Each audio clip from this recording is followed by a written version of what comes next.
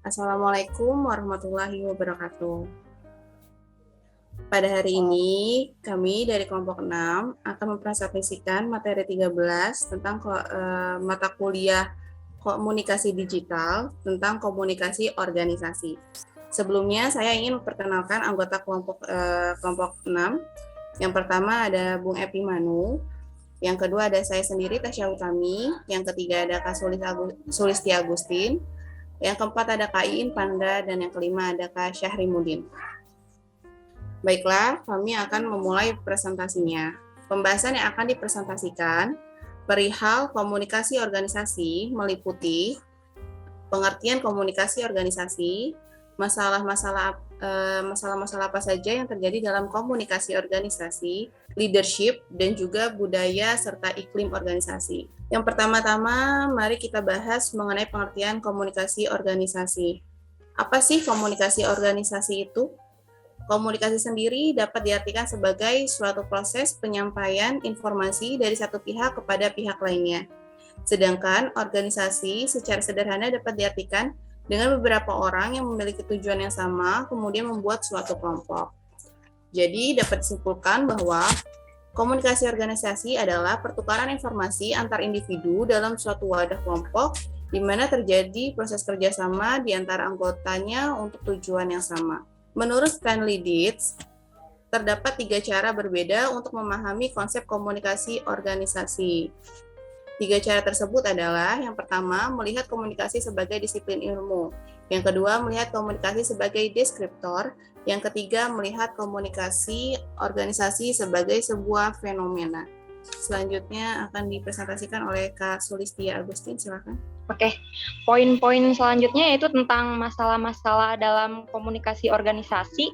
Yang terlibat dalam komunikasi organisasi sendiri, yaitu ada individu, yang kedua itu kelompok, ketiga itu organisasi formal, keempat organisasi informal, 5 masyarakat, dan keenam itu bangsa dan negara. Masalah-masalah dalam komunikasi organisasi itu yang pertama itu perbedaan karakter. Jadi setiap anggota dalam sebuah organisasi itu mungkin semua anggota-anggotanya memiliki karakter yang sama, pasti akan beda dari satu anggota dengan anggota yang lainnya. Kadang ada anggota yang ekstrovert, ada anggota yang introvert, terus ada juga yang gampang sensitif, ada juga yang bisa meramaikan suasana. Jadi perbedaan karakter-karakter itulah yang bisa jadi masalah dalam komunikasi organisasi. Kemudian yang kedua itu kurang dapat terbuka. Dalam komunikasi organisasi juga tidak semua anggota dapat terbuka dengan apa yang mereka rasakan atau yang mereka alami ketika sedang melakukan pekerjaan atau tugas dalam sebuah organisasi. Jadi hal itu dapat menimbulkan kesalahpahaman, salah persepsi atau miskomunikasi. Kemudian yang ketiga itu tidak diberikan kesempatan untuk memberikan pendapat. Melanjutkan dari nomor 2 tadi tentang kurang dapat terbuka, seorang anggota organisasi bisa jadi kurang dapat terbuka karena mereka tidak dapat diberikan kesempatan untuk memberikan pendapat mereka. Jadi dengan memberikan anggota organisasi kesempatan untuk berpendapat, mereka akan merasa lebih dihargai dan anggota juga akan menjadi lebih loyal dan memberikan usaha terbaik mereka untuk memajukan visi dan misi organisasi. Yang keempat itu ada belum mengenal satu sama lain, dan yang kelima informasi yang disampaikan kurang jelas. Penting bagi sebuah perusahaan atau organisasi untuk menyampaikan informasi sejelas dan serinci mungkin. Kemudian cara menyelesaikan masalah dalam komunikasi organisasi. Yang pertama itu kita bisa menentukan tahap-tahap penyelesaian masalah. Kita bisa cari akar permasalahannya dulu. Itu diperlukan agar kita dapat mengidentifikasi sebenarnya apa sih yang terjadi dan apa sih masalah sebenarnya. Terus baru kita tahu solusi apa sih yang tepat buat masalah itu atau penyelesaiannya kayak gimana. Setelah mencari akar permasalahan, kemudian kita melakukan diskusi. Dalam diskusi itu kita terbuka terhadap kritik dan saran. Kemudian setelah diskusi itu kita menentukan jalan keluar terbaik untuk penyelesaian masalah tersebut. Setelah menentukan jalan keluarnya atau solusinya, kemudian akan dilakukan evaluasi. evaluasinya apakah solusi tersebut dapat menyelesaikan masalah organisasi tersebut atau tidak gitu. Kemudian yang kedua itu menciptakan iklim positif bagi kelompok dalam organisasi. Bagaimana cara menciptakan iklim organisasi yang positif? Yaitu diperlukan hubungan sosial yang harmonis antara sesama anggota. Hubungan sosial ini mencakup komunikasi, baik komunikasi vertikal maupun horizontal, kerjasama antar anggota, dan lain sebagainya. Kemudian bisa juga dilakukan dengan pendekatan-pendekatan seperti pendekatan berbasis kekuasaan, berbasis hukum dan hak, berbasis kepentingan, relasional, distributif, ataupun integratif. Next slide. Dan poin yang selanjutnya ada tentang leadership, kepemimpinan dalam manajemen. Kepemimpinan adalah kegiatan mempengaruhi orang lain atau seni mempengaruhi perilaku orang lain atau seni mempengaruhi perilaku manusia, baik perorangan maupun kelompok.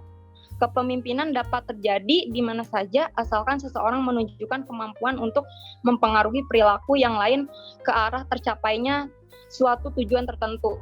Kemudian dalam arti luasnya, pengertian leadership juga atau kepemimpinan merupakan seseorang untuk memimpin sekelompok individu dalam menjalankan tugas organisasi. Kemudian kalau gaya kepemimpinan mungkin Kak Syahri bisa menjelaskan. Assalamualaikum warahmatullahi wabarakatuh.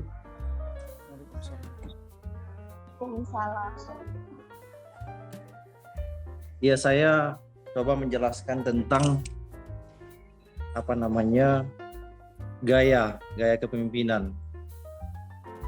Jadi ada beberapa gaya kepemimpinan yang di dalam suatu organisasi kerap kali diterapkan. Jadi kerap kali diterapkan oleh para leader baik itu di perusahaan, baik perusahaan kecil maupun perusahaan besar ya.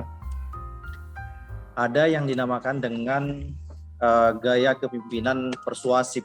Kepemimpinan persuasif ini itu lebih kepada kepemimpinan pendekatan di dalam mempengaruhi orang lain atau mempengaruhi bawahan. Nah ini persuasif ini kebanyakan diterapkan oleh pemimpin-pemimpin di perusahaan-perusahaan besar. Kemudian kebalikannya dengan gaya kepemimpinan persuasif, ada yang dinamakan dengan gaya kepemimpinan represif. Jadi kalau gaya kepemimpinan represif itu lebih kepada pemimpin yang menerapkan gaya-gaya yang memberikan tekanan, gaya-gaya mempressure, sehingga bawahan atau orang-orang yang dipimpinnya itu lebih takut gitu, merasa ketakutan. Ini kebanyakan juga gaya kepemimpinan ini diterapkan oleh para leaders. Kemudian ada namanya kepemimpinan partisipatif. Jadi kalau kepemimpinan partisipatif ini artinya gaya seorang leader itu lebih mengedepankan komunikasi kepada orang-orang yang dipimpinnya. Jadi setiap dia mengambil keputusan, dia selalu berdiskusi dengan bawahannya atau staf-stafnya. Jadi tipikal pemimpin seperti ini tidak mau mengambil suatu keputusan atas inisiatifnya sendiri. Jadi melibatkan bawahan-bawahan yang ada di bawahnya. Kemudian kepemimpinan inovasi. Jadi inovasi itu dia mempengaruhi orang yang dipimpinnya ya dengan menghasilkan ide-ide. Nah, kemudian bagaimana menghasilkan produk-produk dan layanan-layanan yang sifatnya kreatif. Itu gaya kepemimpinan inovatif. Kemudian kita juga mengenal gaya kepemimpinan investigatif. Kalau gaya kepemimpinan investigatif ini dia tidak mudah mengambil suatu keputusan. Jadi tipikal leader kayak gini atau style leader kayak gini itu lebih mengedepankan penelitian. Kemudian dia juga cenderung mencurigai orang-orang di bawahnya atau orang-orang yang dipimpinnya, sehingga kreativitas, inovasi, gagasan, ide itu tidak bisa tersalurkan dari bawahannya. Kemudian ada namanya style leadership yang dinamakan dengan inspektif.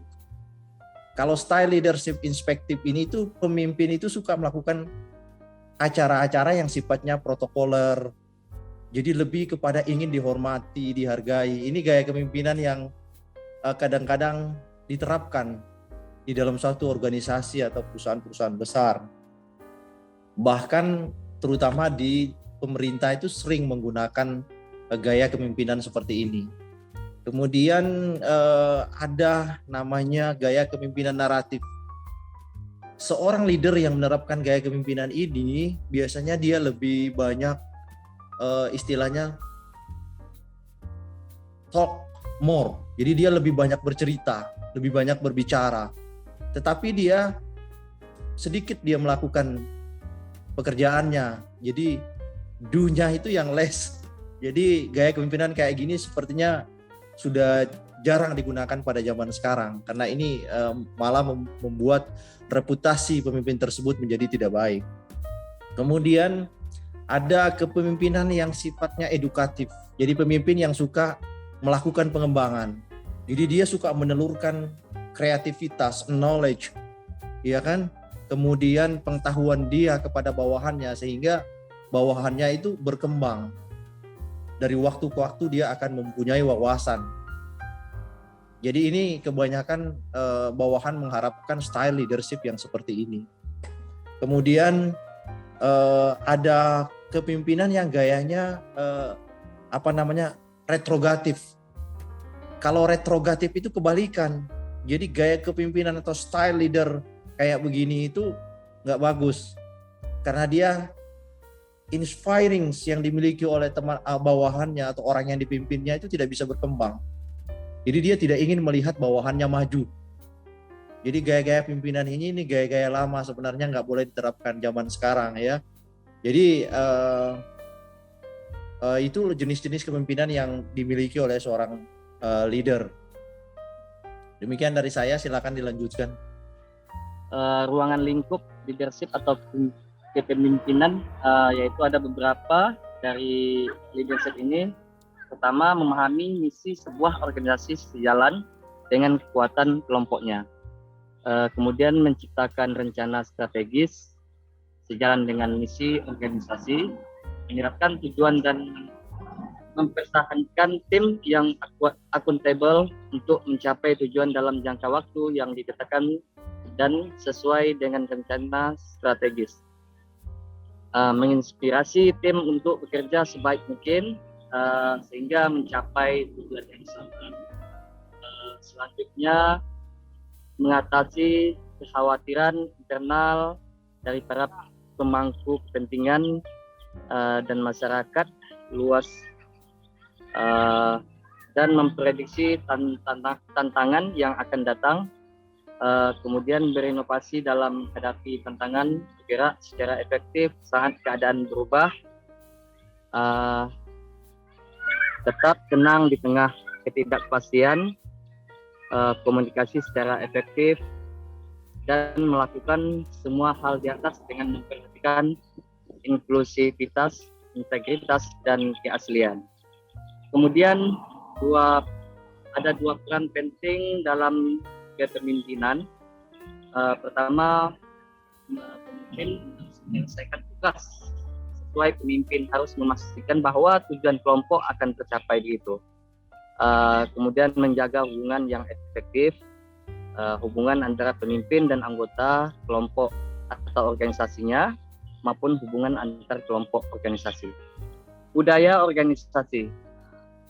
Secara umum, budaya organisasi berkaitan dengan makna bersama, nilai, sikap, dan keyakinan. Dalam Stopo 2010, budaya organisasi yaitu pengertiannya proses organisasi anggota organisasi untuk mengembangkan persepsi, nilai, dan keyakinan terhadap organisasi. Kemudian tujuan karakteristik budaya organisasi menurut Robin dalam Stopo 2010 juga, yang pertama ada 7 bagian, yaitu yang pertama otonomi individu, struktur, dukungan, identitas, hadiah, performansi, toleransi konflik, dan toleransi risiko. Oke, baik, terima kasih. Saya akan melanjutkan presentasi kami. Seperti teman-teman sudah ketahui, penjelasan-penjelasan dari awal dan kita tiba pada pemahaman mengenai klarifikasi budaya organisasi, dan di sini juga kita akan pelajari ada beberapa budaya-budaya yang perlu untuk kita pahami bersama. Nah, budaya-budaya yang perlu untuk kita pahami ini diterapkan oleh Hegel dan Slocum. Nah, Hegel dan Slocum ini mengajukan kerangka klasifikasi budaya organisasi yang dibagi dalam beberapa poin yang seperti teman-teman lihat di slide, di mana yang pertama itu ada kotak-kotak dan di dalamnya ada budaya klan, budaya birokrasi, budaya pasar, entrepreneurial. Di samping itu ada, kalau teman-teman lihat, ada garis horizontal dan vertikal. Nah, ini nanti kita akan jelaskan satu-satu apa itu. Nah, kalau teman-teman lihat garis vertikal yang nampak itu ada fleksibilitas dan mantap, itu mencerminkan orientasi pengawasan yang relatif normal. Lalu yang berikutnya ada internal dan eksternal, itu mencerminkan fokus relatif terhadap perhatian. Nah, untuk bisa mengetahui ini, maka kita juga perlu tahu apa itu budaya klan, budaya birokratik, budaya entrepreneurial, dan juga budaya pasar. Nah, kita lihat satu-satu. Budaya birokratik, kita mulai dari budaya birokratik. Nah, suatu organisasi dengan karyawan yang mempunyai formulasi nilai peraturan, standar prosedur operasi, dan koordinasi hierarkis. Di sini juga dikatakan bahwa dalam budaya birokratik ini, perhatian jangka panjang dalam birokrasi, efisiensi dan stabilisasi dapat diperkirakan, di mana karyawannya mempunyai standar nilai yang tinggi terhadap pelayanan pelanggan, dan juga manajemen memandang peran mereka sebagai koordinator yang baik, organisator, dan memperkuat standar dan aturan tertulis. Yang berikutnya ada budaya klan. Budaya klan ini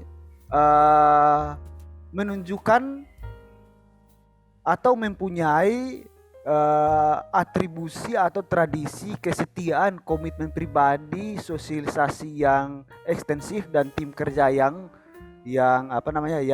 kuat, di mana manajemen diri dan pengaruh sosial, komitmen individual jangka panjang pada organisasi diganjar dengan komitmen jangka panjang organisasi terhadap karyawan. Dan juga ada budaya entrepreneurial dan juga ada budaya pasar. Oke, kita lanjut saja. Selanjutnya, dari budaya-budaya ini ada 3 faktor untuk dapat mempertahankan budaya organisasi. Yang pertama itu adalah praktek-praktek seleksi. 3 faktor itu, yang pertama adalah praktek seleksi. Yang kedua adalah tindakan-tindakan manajemen atau yang disebut dengan manajemen puncak, dan yang ketiga adalah metode sosialisasi. Nah, 3 faktor ini yang jika diterapkan akan mempertahankan budaya dari organisasi itu sendiri. Berikutnya kita lihat ada yang disebut dengan iklim organisasi. Nah, apa itu iklim organisasi? Kami kutip dari tulisan Taguiri dan Litwin dalam Sutopo tahun 2010. Di sana dikatakan bahwa iklim organisasi adalah suatu kualitas lingkungan internal organisasi yang dialami oleh anggotanya, mempengaruhi perilakunya, dan dapat dideskripsikan dengan nilai-nilai karakteristik organisasi.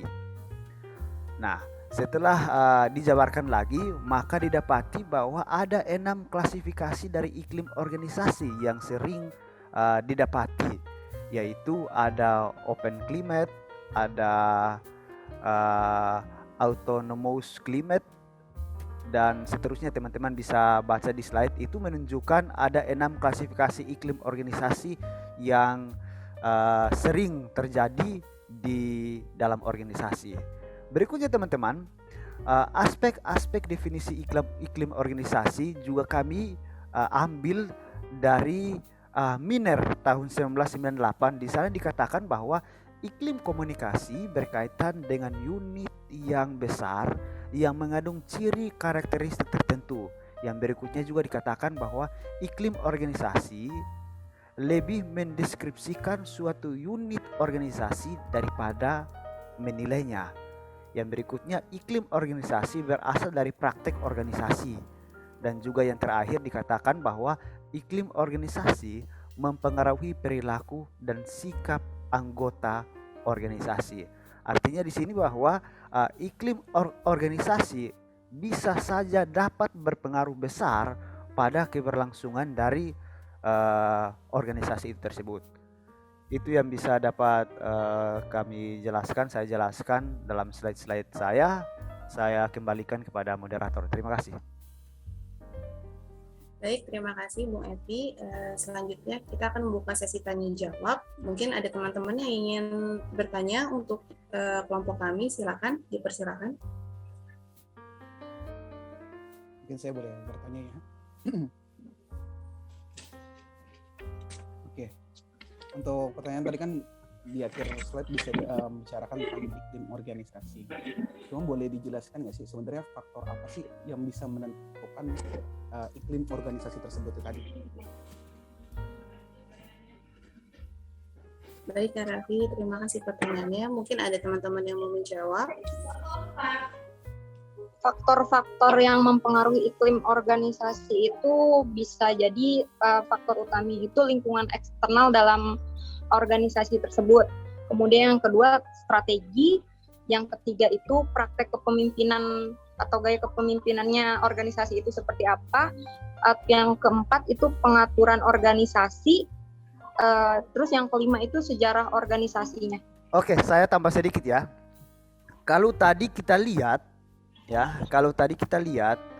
dalam budaya-budaya organisasi itu ada garis vertikal dan garis horizontal.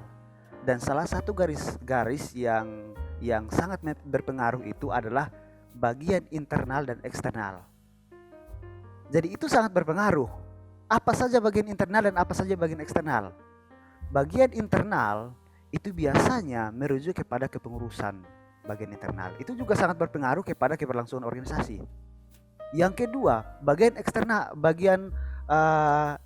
bagian luar. Misalnya keadaan lingkungan dan juga pandangan-pandangan dari orang terkait organisasi itu juga dapat mempengaruhi akan sistem dari organisasi itu sendiri.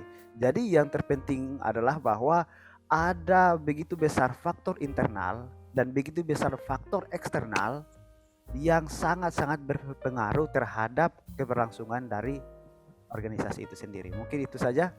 Terima kasih.